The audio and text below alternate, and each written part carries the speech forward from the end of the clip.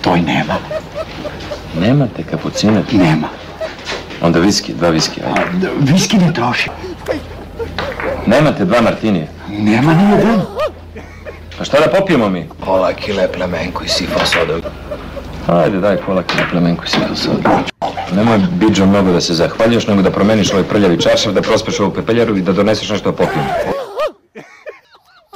Pišite, drugovi, pišite. Mi vas nemamo u evidenciji. Pa ne valja vam evidencija. Zapišite Slobodan Mihajlović. Šta radite vi? Druže, studiram. Još niste završili. Pa dobro, završit ću uskoro na Čukaričkom groblju. Čujte, ali vas drug Šuda nije prijavio. Za studentski dom sam mator, za starački dom nemam godinu. Rođice se prave ludi. Nemamo mi ništa s vama, druže, izvini. Imate. I još kako ćete imati? Dosta je bilo žmurki. Ma ko? Ko će imati? Svi. Razne, društveno-socijalne, zdravstvene i potporne organizacije. Opština, Crveni krst.